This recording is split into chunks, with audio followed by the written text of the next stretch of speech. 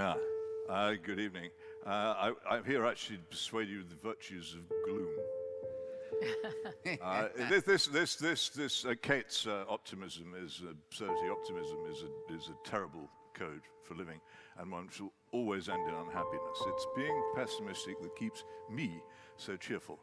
I want to first of all to explain to you exactly why it is you should adopt gloom by telling you a brief story about a welder working late at night in one of the old shipyards we used to have in Clydebank and no longer do, working so late that he was probably the last person in the dock working on a rather precarious piece of scaffolding on the side of perhaps an ocean liner.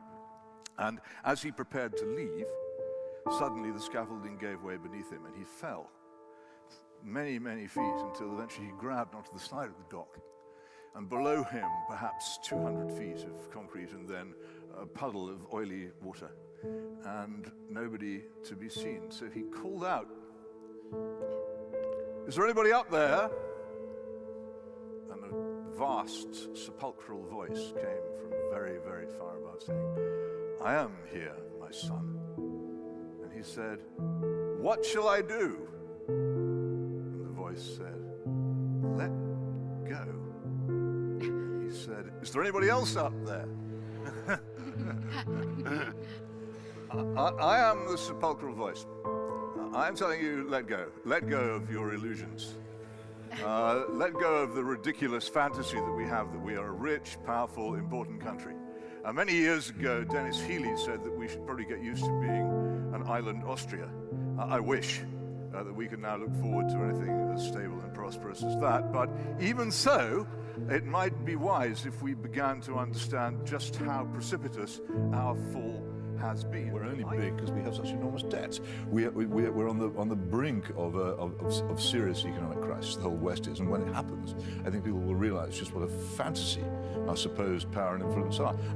You want to argue about that if you like. This book is about far more than that. In fact, it isn't really about that at all. It's about the foolish choices we've been making over the past half century, in which we've picked the wrong future. A disastrous criminal justice system, one of the worst education systems in the modern world, the trashing of our own culture so nobody knows it anymore or knows any of their history. The real problem for me is this, that what you're saying is you're effectively seeking to fail in the criminal justice system. The whole point of the criminal justice system, and we forget this all the time, is to deter people from committing crimes. Once you've arrested someone, once they've appeared in court, it has already failed. So, I mean, you basically criticise for a living now, don't you? Well, I think I tell the truth for a living, and telling the truth is generally critical in a society which is fundamentally dishonest or more often actually innocently delusional or actively trying to deceive itself. But what is the purpose of your writing? Telling the truth is a purpose in itself. It's a good thing in itself. It doesn't need to have any other purpose. Do you want people to do something as a result? I used to, but then I realised that they weren't going to, and that was a dead loss. So I thought, well, what is the justification for you to continue to do what you do? And that's what it is. It's that telling the truth is for its own sake. Is worth it for its own sake. Absolutely everything that is wrong with this country, the fantasy that we are more important than we are, the fantasy that we are richer than we are, the fantasy that we stand for anything much anymore, all things which will never, ladies and gentlemen, never under any circumstances be put right as long as we entertain these delusions. And that is why it is so important to say the things that I'm saying. I'm not just saying them because I've been invited to say them. I am saying them because I believe them to be true. I'm saying them because if there is to be any future for this country, which I frankly seriously doubt, then it has to be achieved by a recognition of reality. I love every field and hedgerow of this country. I was brought up to believe that it was a beacon of all kinds of wonderful things, which I see rotting away. I was brought up pretty much to know by heart John of Gaunt's dying speech. But what do I see? That this country, which was wont to conquer others, hath now made shameful conquest of itself. And it is because we need to recognize this reality that I urge you so very much to vote for this motion. Thank you. What upsets me far more is the inability to communicate.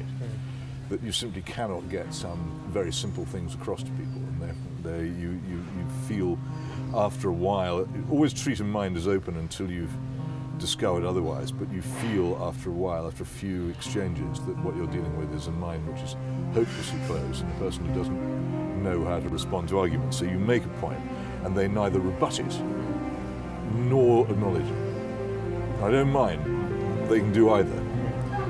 But as long as they do one, if you make a point and they just ignore it and change the subject as if you never said it, then that's not an argument. In a sense, arguing with people who don't know how to argue is like playing chess with a squirrel.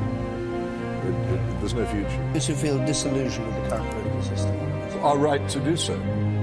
They have been systematically betrayed, and I see no end to it. There are so many issues which have been visited on this country by an elite of self-selecting, closed-minded people, as well represented here this evening, and actually largely incompetent as well, which have done enormous damage to our way of life. So, for instance, who now has anything to say about the deindustrialization of this country and the destruction of manufacturing jobs under the Thatcher government? Who can reverse it? Who can do anything about it? Who will say anything on this panel about the catastrophe of mass immigration, which has changed this country irrevocably into somewhere completely different from what it was? They won't talk about it. They won't talk seriously about the immense problems of crime and disorder, which affect millions of people in their homes and leave them utterly vulnerable to all kinds of unpleasantness and violence and menace, which they never used to have time ago. And there is no sense whatsoever that there will be any reform of the criminal justice system or any attempt to put it right again. These are just some of the subjects But why do you on which this elite just constantly refuse to discuss. The huge moral issue confronting all Western societies since the middle 60s has been whether lifelong marriage itself can survive. You can denationalise the railways and then nationalise childhood, which is what Nationalise childhood? Yes, In what way? the whole idea of public policy towards childhood now is that children should spend as much time as they possibly can away from their mothers. Isn't that? That's subsidised. I am taxed so that children can actually be put in nurseries so their mothers can go out and work in call centres. Once you've heard this summary, you'll never ever be able to get out of your mind.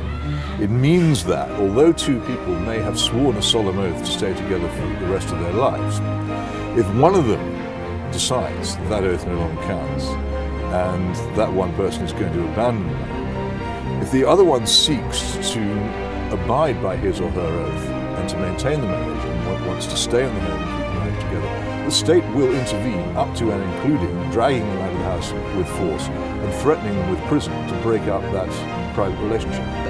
That's what I mean by the nationalisation of childhood and indeed the nationalisation of personal life. Go for multiculturalism, you create, and this can be seen in parts of this country which doubtless you visited as well, you get two solitudes with their backs turned upon each other. When I was a Trotskyist, we were in favour of immigration, not because we liked migrants, we couldn't have cared less about migrants. Because you hated Britain. Exactly.